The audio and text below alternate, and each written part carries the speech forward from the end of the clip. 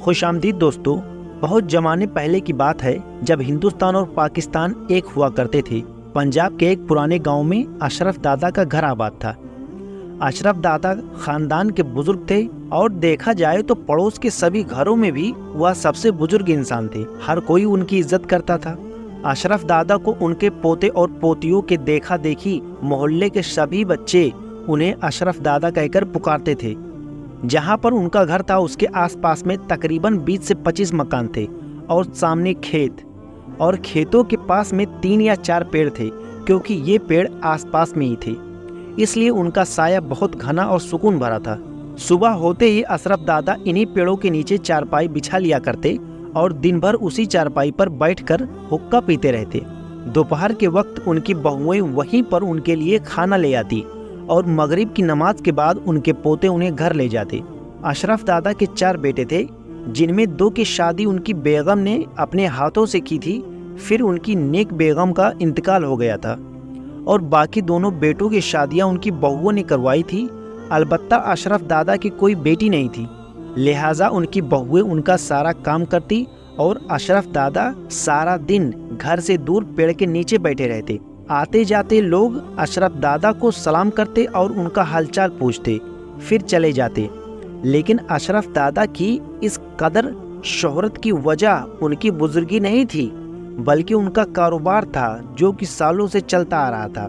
अशरफ दादा गांव वालों का चलता फिरता बैंक थे। किसी को कोई जरूरत आन पड़ती या कोई संगीन बीमारी आन पड़ती या किसी का बेटा या बेटी की शादी आन पड़ती या किसी को किसी भी तरह की परेशानी होती या हर वह काम जिसमें गांव वालों को पैसों की जरूरत होती तो वह बेझिझक अशरफ दादा से कर्ज ले लिया करते और अशरफ दादा उनको फौरन कर्ज दे दिया करते। बल्कि अशरफ दादा उनसे बहुत मोहब्बत से पेश आते और भला आते भी क्यों ना, अक्सर दादा उस कर्ज के बदले अपनी मर्जी से सूद लगाते और यही कारोबार वह सालों से करते हुए आ रहे थे।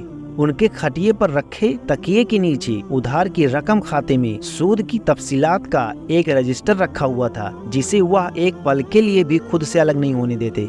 अगर कभी बारिश होने भी लगती तो अपने पोते और पोतियों को इस कदर शोर मचाकर बुलाते जैसे कोई तूफान आ गया हो, मगर इस शोर शराबे का बस इतना मकसद होता कि उनका रजिस्टर गीला ना हो जाए। दादा अपनी रकम सूद समेत वापस लेने में खूब होशियार थे। उन्हें यह कारोबार करते हुए 40 साल से ज्यादा का समय हो गया था भाई। कोई भी उनसे रकम लेकर भाग नहीं पाता था। अशरफ दादा के उसी लालच और हवस में उनकी जिंदगी के दिन गुजर रहे थे। एक दिन गाँव के स्कूल मास्टर का अशरफ दादा के सामने से गुजर हुआ। दादा उन्हें रोककर सलाम दुआ करने लगे और उनको बुलाकर कुर्सी पर बैठने को कहा और साथ में उनकी तरफ हुक्का भी कर दिया। मास्टर साहब बोले, मैं जुमे की नमाज पढ़कर आ रहा था, सोचा कि आपसे भी मुलाकात कर लूं। आपने तो कभी गलती से भी मस्जिद का रुख नहीं किया। दादा साहब यह सुनकर बोले, अरे मास्टर साहब, मुझे काम से ही फुर्सत नहीं मिलती। कभी किसी की रकम देनी पड़ती है, कभी किसी से रकम लेनी पड़ती है, कभी किसी का हिसाब लिखना पड़ता है, इसलिए नमाज के लिए मेरे पास वक्त ही कहाँ है। यह सुनकर तो जैसे मास्टर साहब को आग ही लग गई। कहने लगे, दादा, सूद खाना हराम है, यह भी आपको पता नहीं होगा।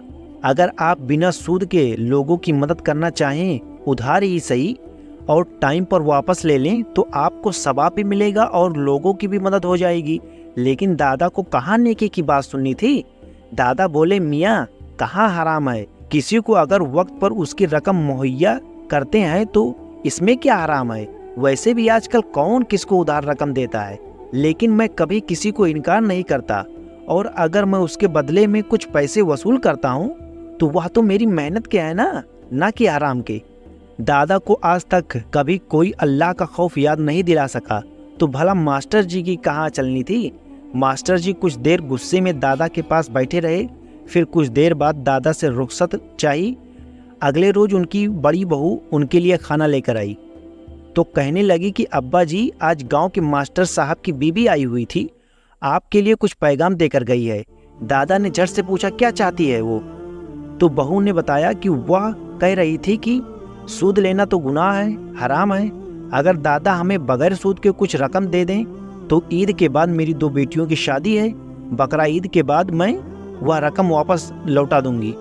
दादा को यह सुनकर बहुत गुस्सा आया और वह बड़बड़ाने लगे, हमारे पास कोई मुफ्त के पैसे नहीं, जो जिसे चाहे दे दे। कल मास्टर साहब भी आए थे मेरे पास, उनसे कहो कि जो तरीका है वही तरीके से मैं उधार की रकम दूंगा। यह शाबान का आखिरी दिन था और फिर रमजान का महीना शुरू हो गया। अशरफ दादा रोजा भी नहीं रखते, अलबत्ता इफ्तार करने में उनका कोई जवाब न था। लेकिन अभी 15 रोज ही गुजरे थे कि दादा के गुर्दे में तकलीफ शुरू हो गई, जिसकी वजह से उन्हें सारी सारी रात तकलीफ में गुजारनी पड़ती।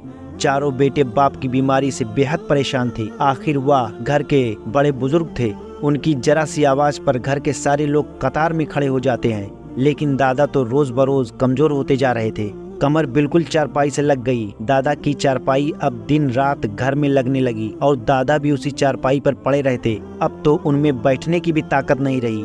एक दिन दादा सुबह से ही किसी संगीन सोच में गुम थे। शाम को जब चारों बेटे घर पर लौटे तो उन्हें अपने पास बुला लिया और उन्हें कुछ देर समझाते रहे। फिर उनके बेटों ने उनको चारपाई पर से ही उन्हें उठाकर बैठा दिया और जहाँ चारपाई रखी थी उसके चारों पाई के नीचे मिट्टी खोदने लगे। कच्चा फर्श था, इसलिए वह हाथों से मिट्टी खोदते रहे। कुछ देर के बाद कमरे में 4 गड्ढे खोद दिए और चारों पाई के नीचे कम से कम 3 फीट गड्ढा कर दिया। उसमें से 4 पोटलियां निकली। जब बेटों ने उन्हें खोला तो उसमें से सोने और चांदी के बेशुमार सिक्के निकले।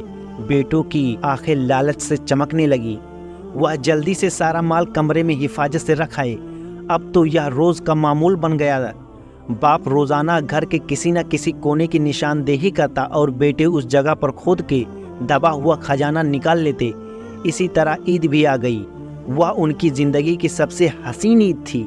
चारों बेटों की तो जैसे लॉटरी लग गई हो। लेकिन ईद के 2-4 दिन बाद अचानक दादा की तबीयत ज्यादा खराब हो गई और अब तो उनसे बोला भी नहीं जा रहा था, जैसे उनकी आंखों में ही जान अटक गई।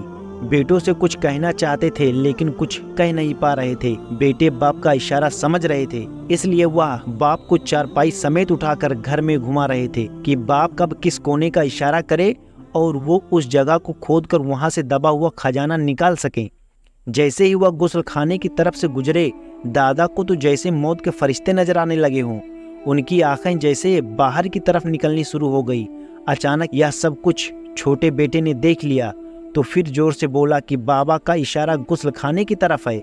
सबने चारपाई वहीं छोड़ दी और लगे गुस्ल खानों को तोड़ फोड़ करने और पीछे की दीवार के नीचे अब तक का सबसे बड़ा खजाना मिला।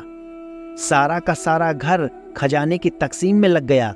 उधर उसी दौरान दादा की रूह कब्ज हो गई। अगले रोज अशरफ दादा का जनाजा ले जाया गया। दफनाने के 2 दिन बाद किसी शख्स ने आकर बताया कि दादा की कब्र में बड़ा सा सुराख हो गया है और उसमें से काले रंग का बड़ा सा सांप मुंह निकाले देख रहा है। यह खबर पूरे गांव में जंगल की आग की तरह फैल गई। उनके खानदान से लेकर पूरे गांव के लोगों ने इस वाकये को अपनी आंखों से देखा। वाकई वहां पर एक बहुत बड़ा सांप मौजूद था जो कि दादा की कब्र के एक सुराग में से अपना मुंह निकालता और फिर अंदर चला जाता। यह सांप अल्लाह का अजाब था अशरफ दादा के लिए, जो कि उन्हें सारी जिंदगी सूदखोरी की वजह से मिला था। वह अपनी दौलत कब्र तक साथ न ले जा सकी और उनकी औलादे उसी दौलत की बंटवारे की वजह से दादा की आखिरी वक्त में उनके साथ नहीं थे। अशरफ दादा की इबरतनाक अंजाम की मिसाल मौलवी साहब हर जुमे के खुतबे में सुनाते और उन्हें सूदखोरी जैसे बड़े गुनाह से दूर रहने को कहते। तो दोस्तों, हमें भी चाहिए कि अल्लाह ताला ने जिस जिस काम से, जिस जिस बातों से हमें मना किया है वो काम न करें और दुनिया आखिरत में हम जन्नती बनकर रहें। उम्मीद करता हूँ कि आप लोगों को यह कहानी पसंद आई होगी। तो वीडियो को लाइक, शेयर और चैनल को सब्सक्राइब कर लें। शुक्रिया।